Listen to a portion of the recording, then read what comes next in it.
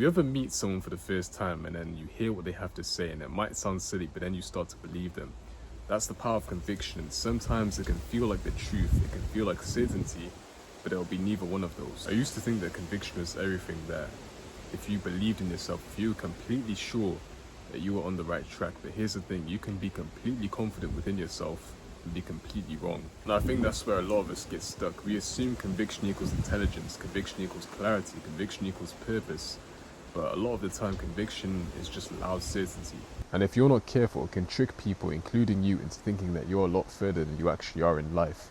And let's be real for a second, we all know somebody who boasts about where they're going to be in life. They say things like, I'm going to be big one day, I know what I'm doing, trust me, it's all a part of the plan, and they start to believe it, and you start to believe it, and then 6 months pass, and then nothing's changed. Because all this conviction without action is just noise, and I've done this too. I've told myself I'm going to go all out, I'm going to post every single day, I'm going to be consistent. Then what happened? Burnt out, gone, moved on.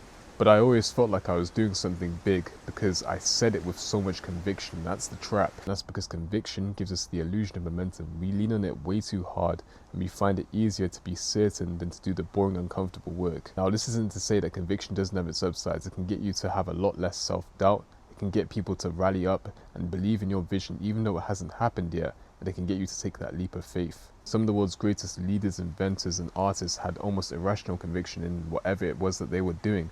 So I'm not saying conviction is entirely useless. I'm saying it's neutral, that it's a tool, and like any tool, it just depends on how you use it. The danger is when you use conviction to avoid a reflection, when you become so sure of your path that you don't stop to check if it's the right one. Or when you're loud and proud about your goals and ambitions, so you tell everybody, and that praise becomes a substitute for progress. You don't build anything but a persona. So here's a better question, is your conviction rooted in clarity or is it rooted in ego? Because one is rooted in truth while the other is rooted in the fear of looking wrong.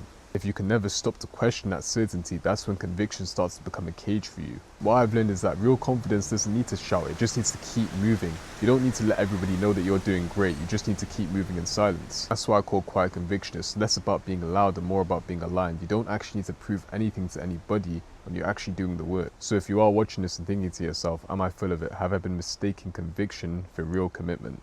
Then it's not a bad thing, it's awareness, and awareness always beats illusion. So let this be a reminder that conviction is not the finish line, it's not proof, but it's the start. This isn't how confident you sound, but it's how consistent you are when nobody's clapping. Because when all's said and done, you don't actually need to look confident, you just need to keep on showing up.